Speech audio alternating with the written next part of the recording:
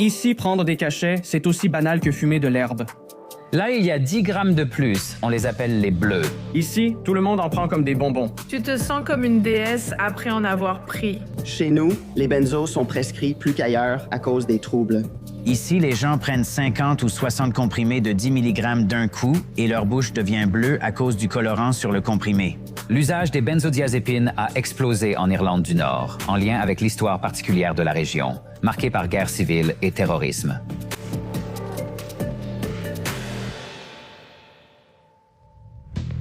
L'Irlande du Nord fait face à une crise de décès liée à la drogue, avec un taux 5 fois supérieur à la moyenne européenne et plus du double en 10 ans. Fait unique, ces chiffres s'expliquent surtout par les décès de moins de 35 ans, et non par ceux d'usagers plus âgés de longue date comme ailleurs au Royaume-Uni. Ici, les gens sniffent de la coke et fument de l'herbe comme partout ailleurs. En Irlande du Nord, une catégorie de drogue cause plus de décès que tout autre. Les benzodiazépines, qui sont souvent vendus sous le nom de Xanax ou Valium et appelés familièrement les Blues ou les Yellows.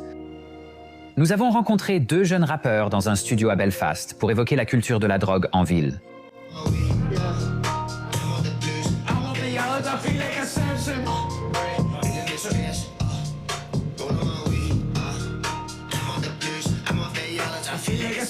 Tu veux entendre une super chanson que j'ai faite quand j'allais vraiment mal à cause de ça? Tu l'étais? J'étais vraiment plein de ces putains de cachets, mais j'ai quand même fini par faire ça.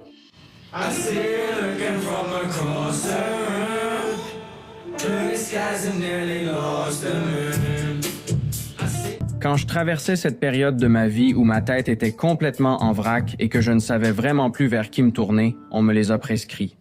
Et puis j'ai fini par prendre tous les médicaments prescrits et c'est arrivé au point où même ma propre famille ne me reconnaissait plus. Tu en as donc pris 1 ou 2 aujourd'hui? Oui. Et ça te fait quoi alors? Ça va, je me détends, mon pote. Ici, prendre des cachets, c'est aussi banal que fumer de l'herbe, c'est devenu normal dans la culture. On entend toujours parler de quelqu'un qui vole quelques cachets à sa grand-mère, tu vois?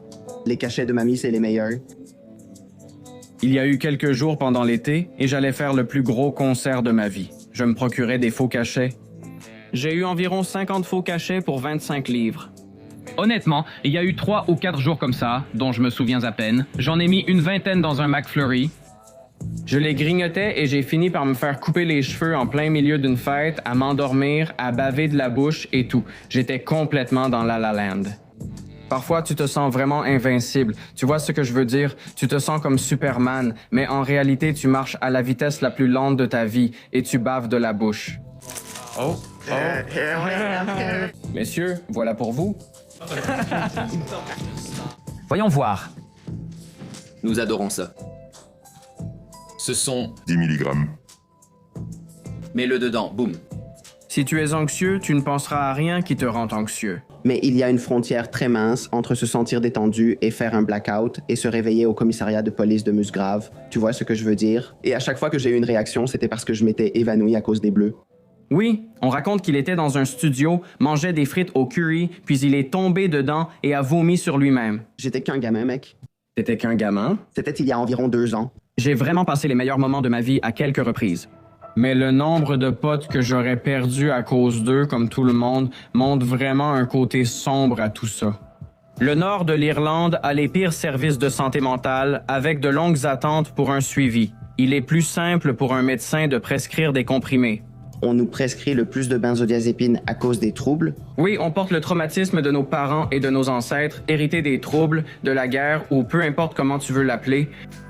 Et beaucoup d'entre eux ont un trouble de stress post-traumatique. Et puis beaucoup de jeunes aussi ont un trouble de stress post-traumatique juste à cause de ce qu'ils voient, simplement en traînant dans les rues et tout ça. Mon objectif, c'est juste d'en finir avec ça, tu vois ce que je veux dire? Mais c'est comme ça. Les vieilles habitudes ont la vie dure. De la fin des années 60 jusqu'en 1998, l'Irlande du Nord a souffert de ce qu'on appelle aujourd'hui les troubles. Les nationalistes catholiques irlandais et les loyalistes protestants se sont affrontés entre eux et l'armée britannique à propos de l'appartenance de la province à l'Irlande ou au Royaume-Uni. Au total, plus de 3500 personnes ont été tuées avant que le conflit ne prenne officiellement fin avec l'accord du Vendredi Saint. Mais l'héritage des troubles perdure de nombreuses façons. Pendant des décennies, l'Irlande du Nord a connu l'un des taux mondiaux les plus élevés de stress post-traumatique et par conséquent, le plus fort taux de prescription de benzodiazépines du Royaume-Uni. La forte prescription de benzodiazépines a aussi marqué de façon unique la scène des drogues récréatives en Irlande du Nord. Traditionnellement, les gens n'ont pas tendance à associer des drogues festives comme la cocaïne et la MDMA avec des benzodiazépines, sauf s'ils les utilisent pour redescendre à la fin de la soirée.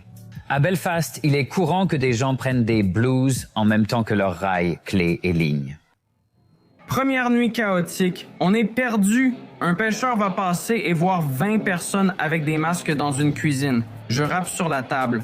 Il y a des personnages hauts en couleur ici, et je ne parle pas seulement du fait qu'on ait tous des masques de couleurs différentes.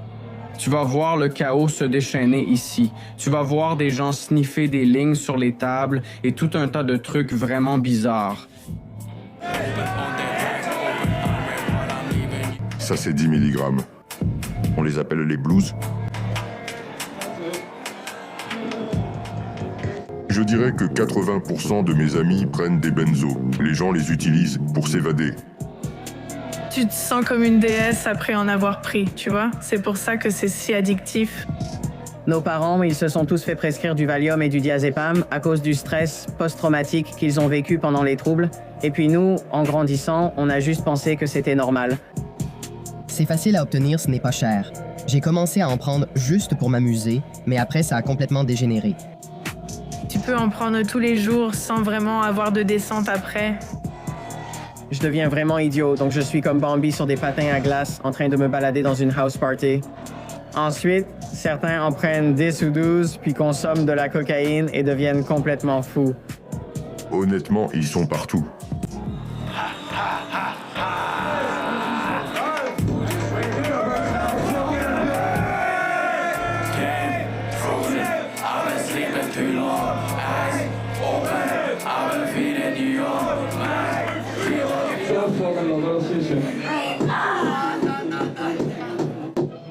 Je me sens putain de bien. Hey, écoute.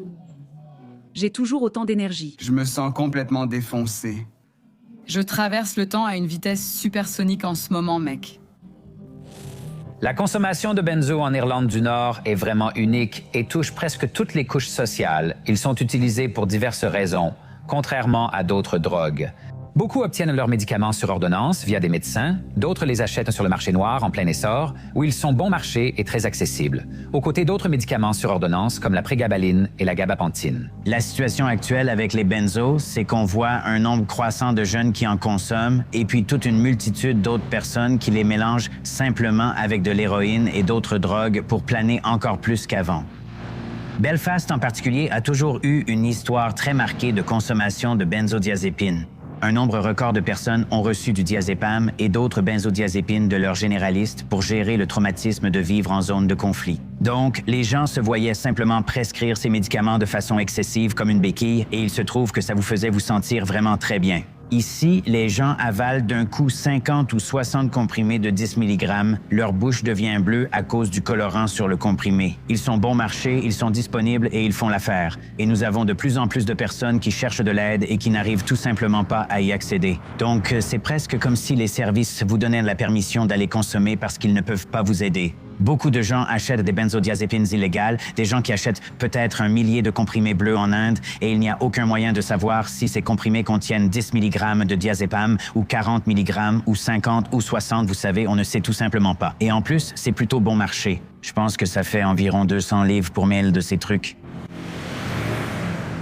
Ces pilules contrefaites peuvent avoir un effet très violent, surtout si vous ignorez leur puissance. Quand j'avais environ 17 ans, mes amis et moi, on s'est dit qu'on allait juste prendre un peu de, tu sais, crack. On va prendre ces comprimés. On les a pris et c'est à peu près la dernière chose dont je me souviens jusqu'à 6 ou 7 jours plus tard. J'ai eu droit à un trajet en ambulance. Je suis allé à l'hôpital. Apparemment, à un moment donné, mon cœur s'est arrêté. Mon cœur est passé de ce qu'il était à 0. Le médecin à l'hôpital a dit que ce qu'elle a pris est plus fort que l'héroïne. Je ne sais pas comment je suis encore là. C'est tellement facile à obtenir, ces trucs viennent de pages du dark web et la moitié du temps, ce n'est même pas ce que tu crois acheter. Tu sais, ils sont mélangés avec toutes sortes de saloperies. Tu ne sais pas ce qu'il y a dedans. Alors que la consommation illégale de benzos a explosé, l'Irlande du Nord a connu une hausse record des décès liés à la drogue. Les benzos prescrits ne sont pas forcément dangereux en eux-mêmes, mais les utiliser avec de l'alcool ou de l'héroïne, ou en prendre à la poignée, peut augmenter considérablement le risque de overdose ou de décès. L'évolution récente des benzos sur le marché noir est très préoccupante. Des tests récents révèlent que les nitazenes, opioïdes synthétiques jusqu'à 300 fois plus puissants que l'héroïne, apparaissent dans les faux médicaments sur ordonnance en Irlande du Nord. Nous savons grâce aux tests préliminaires que certains benzos, en particulier les benzos de rue ou de synthèse, contiennent des nitazenes, qui sont de puissants opioïdes synthétiques présents dans nos benzodiazépines. Donc, en Irlande du Nord, tout d'abord, nous avons le taux de décès lié à la drogue le plus élevé chez les jeunes ou les jeunes adultes âgés de 18 à 35 ans. Et nous pouvons constater qu'il y a eu une énorme augmentation au cours des 10 dernières années des benzos de rue de synthèse et des benzodiazépines prescrites classiques dans les rapports toxicologiques. Je pense que nous sommes particulièrement différents en Irlande du Nord à cause des problèmes de santé mentale qui ont été créés à la suite du conflit. Nous avons les taux les plus élevés de dépression et d'anxiété et la dernière étude en 2020 a également indiqué que nous avons toujours un taux de prescription 3,5 fois plus élevé qu'en Angleterre. Nous voyons encore les vestiges de ce que nous appelons le traumatisme transgénérationnel et nous en voyons le schéma.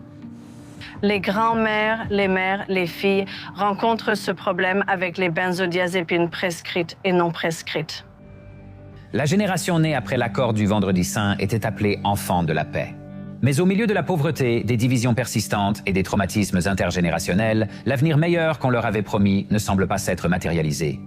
L'usage répandu de médicaments sur ordonnance comme drogue récréative semble être devenu ce qui symbolise peut-être le plus clairement cette évolution.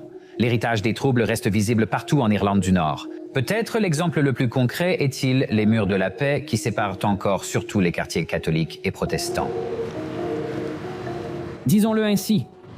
Regarde, tout le monde qu'on connaît, un membre de leur famille, a été blessé par balle ou a eu une implication dans cette guerre et a vu des choses qui les ont traumatisés pour le reste de leur vie, n'est-ce pas? Et puis ça mène à la consommation de drogue, en utilisant ça comme moyen de faire face parce que t'es complètement traumatisé.